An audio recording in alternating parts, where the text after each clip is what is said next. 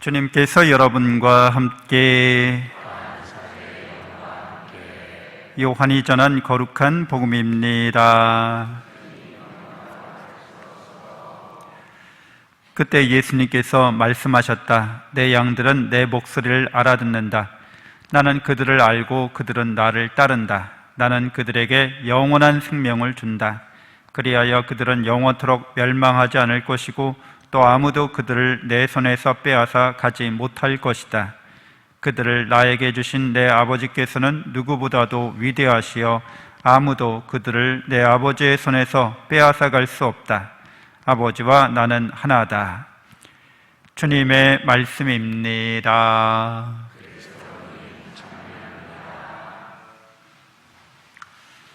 찬미 예수님, 하나님의 복동이 고맙습니다. 고맙습니다.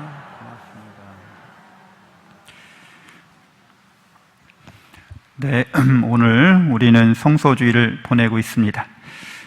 하나님의 거룩한 부르심을 받은 것이죠. 세상 창조도 이와 마찬가지로 하나님께서 말씀으로 존재하도록 무에서 부르셨습니다. 말씀으로 무에서 창조된 세상이기 때문에 본래 아무것도 아니었던 거죠. 그래서 존재하는 모든 것들을 철학적으로 우리가 성찰해 보면 모든 존재하는 것들 안에는 그것이 반드시 있어야 될 근거가 없습니다. 이유가 없다는 거예요. 목적이 없다는 거예요. 하나님께서만이 무에서 말씀으로 존재하도록 명하셨기 때문에 하나님과의 관계성이 아니면, 그러니까 하나님께서 존재의 이유나 근거나 어떤 목적이 되어주시지 않으면 그 자체 내에는 찾을 수가 없다는 거예요. 다 그렇죠? 내가 꼭 있어야 될 어떤 근거가 있어요? 내 안에 이유가 있나요? 내 안에 무슨 목적이 있나요? 내 안에 자체 내에는 없다는 거죠.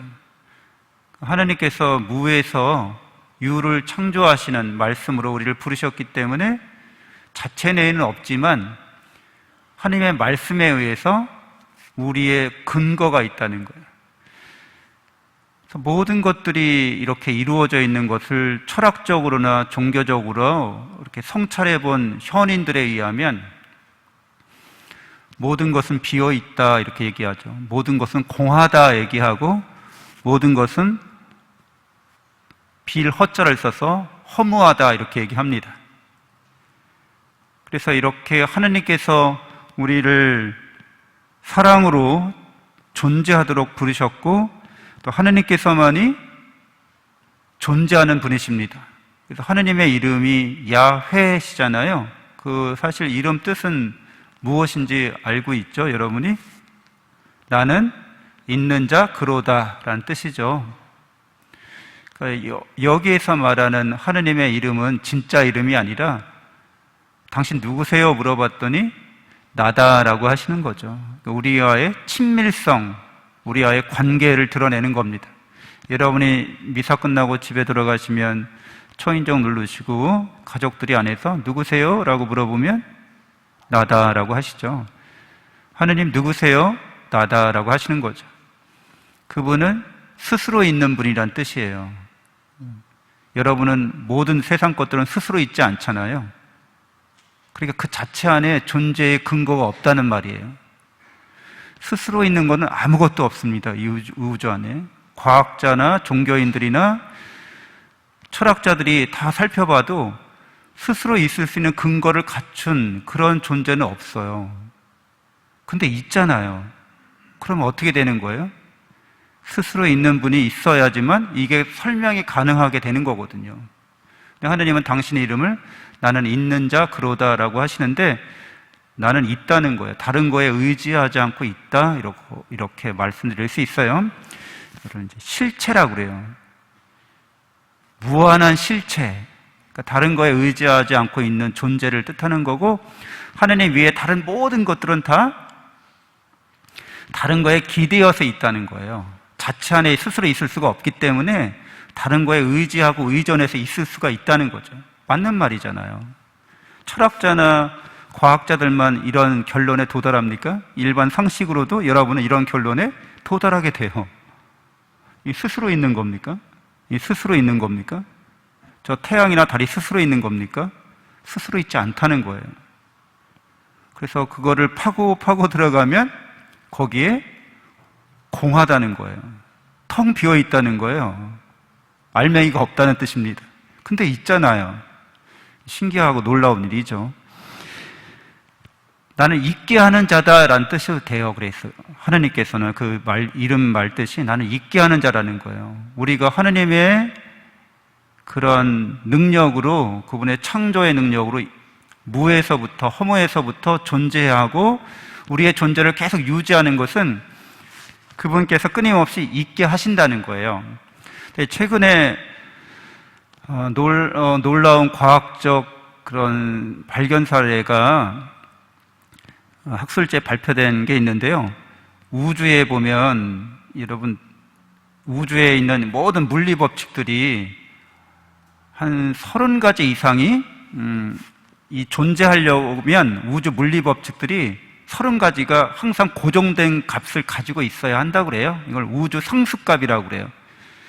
그러니까 중력값, 무슨 빛의 속도, 무슨 전자기력, 강한 핵력, 약한 핵력, 이렇게 과학적으로, 물리적으로 어떤 고정된 값을 갖는 게 있잖아요. 이런 것들이 30가지가 된다는 거죠. 우리가 이 건물을 세울 때도 건물 하중을 어떻게 버텨낼 수 있을지 하중값을 계산해서 건물 토대를 이렇게 세우잖아요. 그것처럼 우주라는 집도 우주가 존재하기 위해서는 30가지가 넘는 기본적인 값이, 측정값이 있어야 된다는 거예요.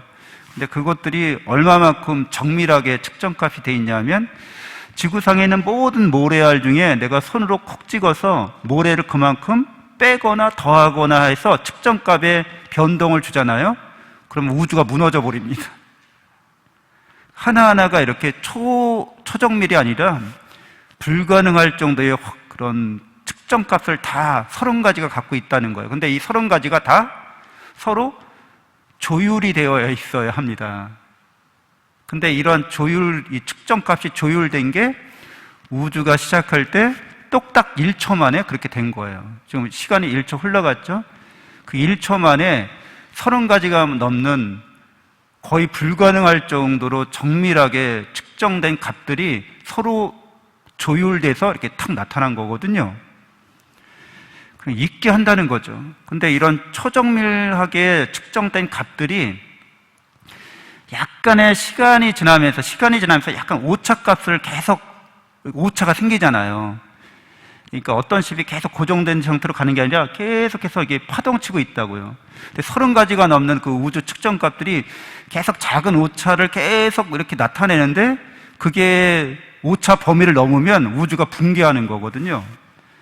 근데 이런 암흑 에너지라고 하는, 처음 들어보신 분도 있겠죠. 우주에 이렇게 암흑 에너지가 있어요. 암흑 물질이. 그러니까 우리가 보이는 물건이나 물질이나 이런 에너지가 아니라 우리 인류가 아직 뭔지 모르겠지만 있다는 거예요. 근데 그게 우주의 95% 이상을 차지하는데 암흑 에너지에서 우리의 물리적인 눈에 보이는 이 물질 에너지들이 측정값이 오차가 날 때마다 계속 그걸 보정해 준다는 거예요.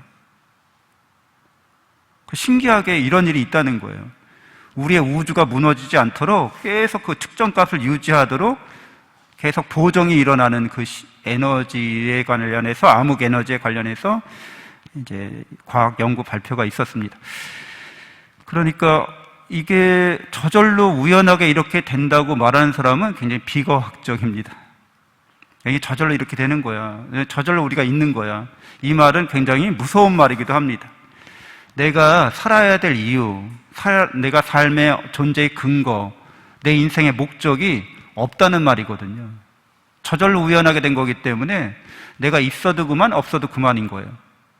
나는 이 세상에 어떤 의미 있는 존재가 아니라는 거예요. 하느님을 안 믿는 사람들은, 이게 저절로 우연하게 된 거야 말하는 사람들은, 나는 내 삶은 아무 의미가 없어, 이런 말과 같은 거죠.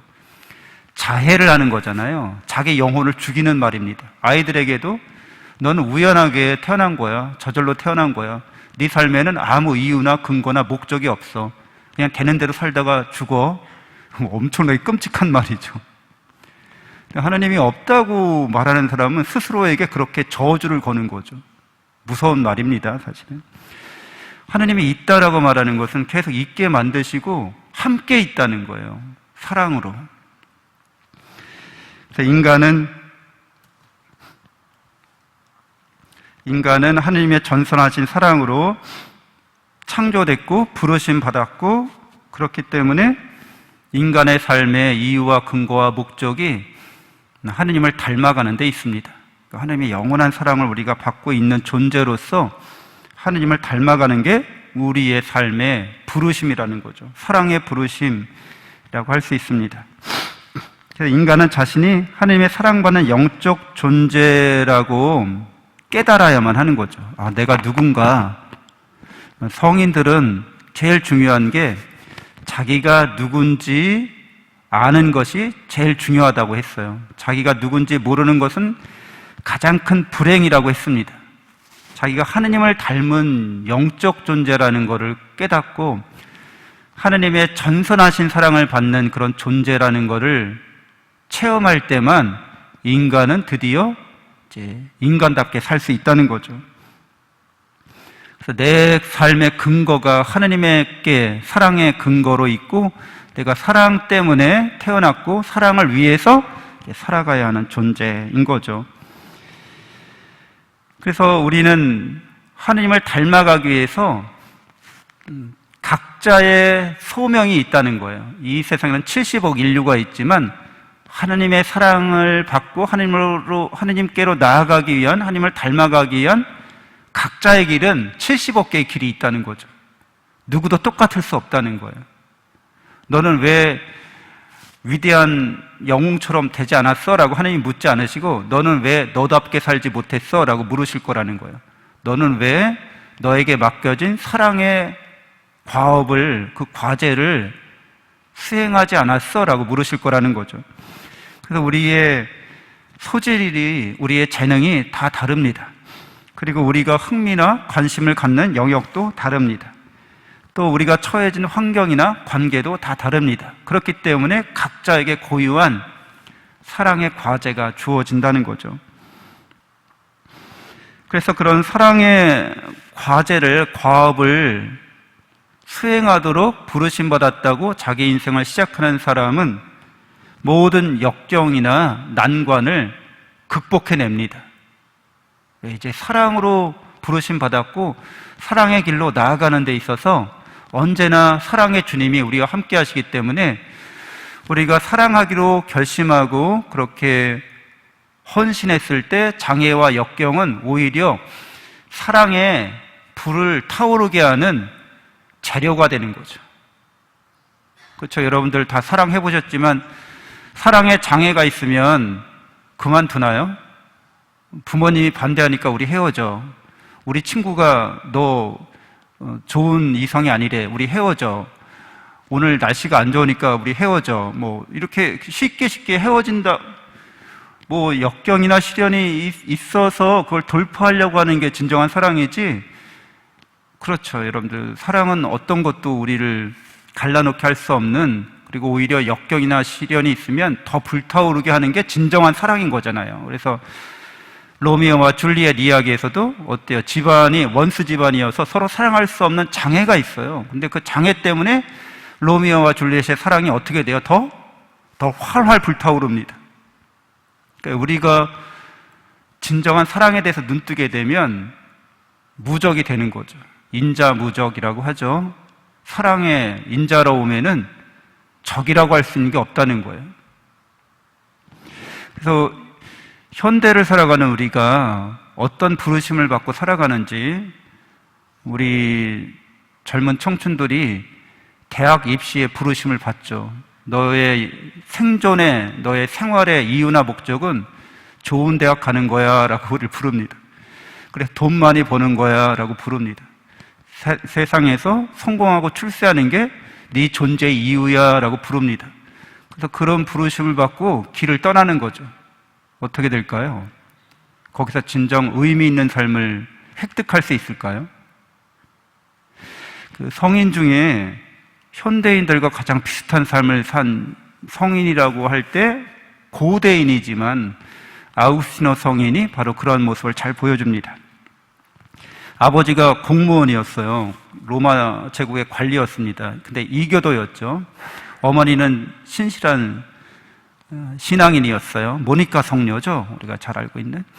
근데 이 아우구스티노 성인은 어렸을 때 호기심 많고 장난꾸러기였던 거예요. 그래서 문제아가 됩니다. 학교에 막 그때는 체벌도 하고 막 강압적으로 가르쳤으니까 그런 이 호기심 많고 자유롭고 이런 말썽 부리기 좋아하는 이 아이에게는 학교가 지옥이었던 거죠. 그래서 문제아가 돼요. 그래서 청소년기에 방황을 합니다. 그런데도 진리를 알고 싶어 했어요. 그러다가 이단에 빠지기도 합니다. 요즘 같은 신천지 같은 데 빠지는 거죠. 그래서 젊은 시절을 이렇게 허비하게 됩니다. 방탕하게 삽니다. 그래서 본인이 철이 들고 나서 나도 사회적으로 출세라는 걸 해봐야겠다. 그래서 열심히 공부합니다. 머리가 좋았던 모양이에요. 그래서 그 카르타고에서 유명한 강사가 돼요. 성공하는데 학생들이 자기가 어렸을 때 보였던 그런 문제아들인 거예요. 카르타고가 이제 항구 도시이기 때문에 아주 방탕하고 아주 문제아들도 많고 비행 청소년들이 많았던 거죠. 가르치려니까 너무 힘든 거예요. 그런데 이제 친구가 로마로 가서 거기서 너의 실력을 발휘하라고 그래서 로마에 갔더니 학생들이 너무 똑똑하고 너무 공부를 열심히 하는 거죠.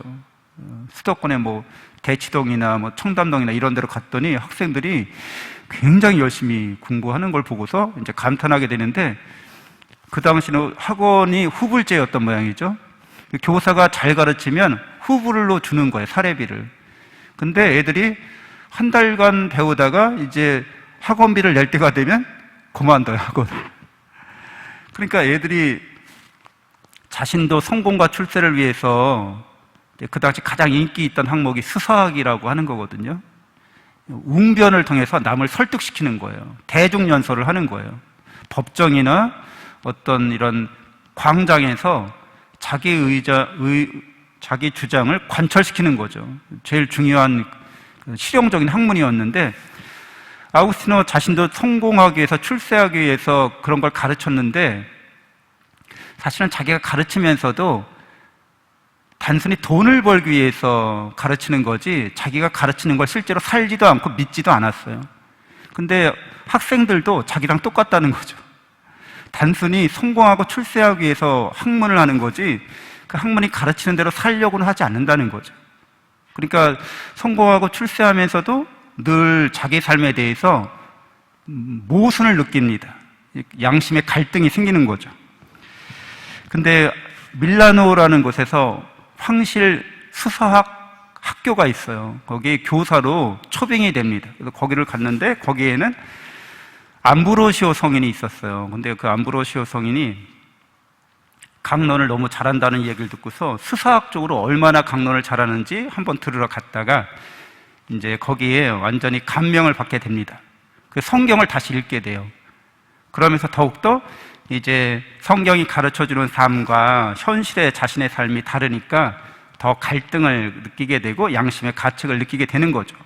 어느 날 길거리를 가다가 이제 거지를 보게 되는데 거지의 모습이 자기보다 행복하다고 깨닫게 됩니다.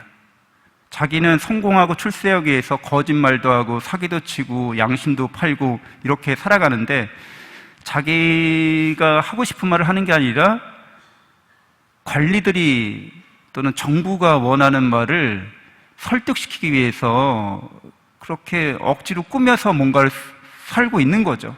근데 거지는 거짓말할 필요도 없고 남을 속일 필요도 없고 그냥 그 하루 동량으로 만족하면서 술 마시고서 유쾌하게 자기 혼자 횡설수설하면서 걸어가고 있는 모습이 자기보다 더 행복하다고 여겼던 겁니다.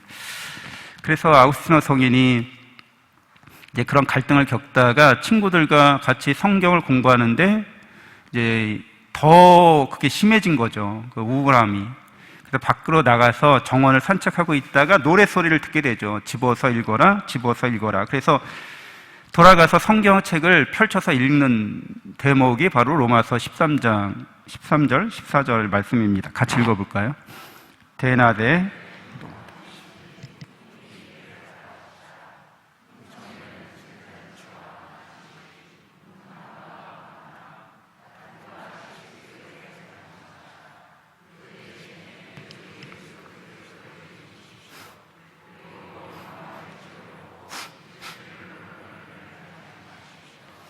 네, 저 말씀을 이제 읽고 나서 회심하게 됩니다.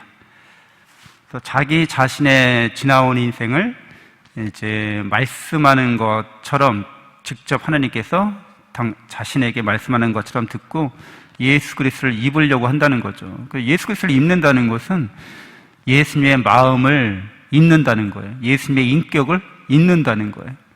그러니까 예수님의 영혼을 내가 덧 입는 거죠. 그래서 예수님처럼 살아가는 존재가 되도록 욕망을 채우려고 육신을 돌보는 일을 하는 게 아니라 영원히 하나님을 닮아가려고, 그러니까 하나님께 욕망을 두고 하나님을 닮아가기 위해서 영혼을 돌보는 게 이게 진정한 행복이구나 라고 이제 깨닫고 돌아서게 됩니다. 회심하게 되고 세례를 암브로시오 성인에게 세례받고 자기의 지위와 명예를 다 버리고 재산을 다 바쳐서 수도원을 자기 고향에 세우게 됩니다. 그리고 이제 히포의 주교가 되는 거죠. 그리고 이제 고백록이라는 책을 쓰게 됩니다. 오늘날 우리들이 세상 안에서 하느님 위에 다른 삶을 살라고 이렇게 계속 소리를 듣는데, 하느님의 소리를 들으려면 어떻게 해야 되는지 아우구스티노 성인은 내면으로 들어가라고 이렇게 얘기합니다. 우리의 양심의 소리, 사랑의 소리를 들으라고 공고합니다. 그래서 고백록에서 성인이 이런 자기 자신의 내면의 소리를 듣는 과정을, 장면을 묘사하고 있습니다. 늦게야 임을 사랑했습니다. 이렇듯 오랜, 이렇듯 새로운 아름다움이시여, 늦게야 임을 사랑했습니다. 내 안에 이미 계시거늘 나는 나 밖에서 임을 찾아 아리따운 피조물 속으로 더러운 몸을 쑤셔 넣었사오니, 임은 나와 같이 계시건만 나는 임과 같이 안이 있었나이다. 당신 안에 있지 않으면 존재조차 없을 것들이 이 몸을 붙들고 임한테서 멀어지게 했나이다. 부르시고 지르시는 소리로 철벽이던 내 귀를 트이시고 비추시고 밝히시사 눈머름을 쫓으시니, 향내음 풍기실 때 나는 맞고 임 그리며 임 한번 맛본 뒤로 기갈 더욱 느끼었고 임이 한번 만지심에 위없는 기쁨의 마음이 찰나지나이다. 그러니까 자신의 영혼의 깊은 내면에서 하나님이 우리와 함께 계시고 우리를 사랑으로 부르고 계심을 듣게 된 거죠. 그리고 하나님의 모습을 보게 됩니다. 그래서 이렇게 아우구스티노 성인이 이제 사랑으로 회심해서 끝까지 자신의 삶을 이제 늦게야 회심했기 때문에 1분 1초를 아끼면서 하나님의 사랑을 증거하고 실천하는 삶을 열심히 살아갑니다. 그래서 성인이 이제 돌아가실 때 자신의 쓴 책들을 다 다시 회고하는 재론을, 자신의 책에 대한 회고의 글을 또 쓰는 거죠. 자기의 사상이 어떻게 변화되고 발전되어 갔는지를 자기가 점검하는 책을 또 씁니다. 근데 자기 자신도 놀랐다고 그래요. 100권의 책을 쓰셨거든요. 그러니까 너무나 이제 하나님을 사랑하는 시간이 부족했다고 그렇게 여겨서 열심히 사신 거죠. 그래서 성인처럼 우리들도 사랑의 길로 부르심을 받았는데, 예수님은 우리를 사제의 길로, 예언자의 길로, 왕의 길로 부르십니다. 사랑의 사제, 사랑의 예언자, 사랑의 왕이 되는 길입니다. 그러니까 사랑한다고 하는 것은 잘 섬기는 거죠. 하나님께서 우리를 사랑으로 섬기듯이 사랑의 왕직에 부르심 받은 사람들은 예수님이 우리를 발을 씻어주셨듯이 교회를, 가족을, 세상을 사랑으로 섬기는 사람이라고 말할 수 있습니다. 사랑을 전하고 증거하는 사람인 거죠. 예언자라고 하는 것은 하나님의 이 사랑의 진리를 사람들에게 전하는 거예요. 그래서 사람들로 하여금 존재의 이유나 존재의 목적을, 인생의 의미를 사랑 안에서 풍성하게 깨닫도록 그렇게 이끌어주는 거죠. 그리고 사랑의 사제, 제사장이라고 하는 것은 그 사랑을 위해서 자기 자신을 제물로 바치는 거죠. 자기를 마지막에는 희생하는 겁니다. 바로 예수님께서 보여주신 십자가의 삶인 거죠. 예수님은 이렇게 사제였고 예언자였고 왕이셨습니다. 사랑으로 이 모든 직무를 감당하신 거죠. 우리들도 누구나 예수 그리스도의 제자이면 이런 사랑의 부르심에 따라서 사제로서, 예언자로서, 왕으로서 그 길을 걸어가게 됩니다. 그 길을 걸어가는 사람은 예수님께서 오늘 복음에서와 같이 영원한 생명을 주시겠다고 말씀하셨습니다. 영원한 생명이라고 하는 것은 생물적인 삶은 아니에요. 그래서 이 생물하고 생명하고 여러분이 구분하셔야 되는데, 생물은 살아있는 물질, 살아있는 물건인 거죠. 그러니까 우리는 살아있는 물질이거나 물건이 아니라는 거예요. 우리는 살아있는 명령을 받은 존재라는 거죠. 어떤 명령인 거예요? 우리가 사랑으로 존재하고 사랑으로 살아가도록 명령받았다는 겁니다. 그래서 영원한 생명은 영원한 사랑의 명령 안에서 살아가면 그것이 우리에게 지금 여기에서 이루어지게 됩니다. 죽어서 천국 가야지, 이 말은 틀린 말이죠. 사랑의 명령에 순종하면 지금부터 그 사랑 안에서 영원한 행복을 누리게 됩니다. 잠시 눈을 감고 묵상하겠습니다.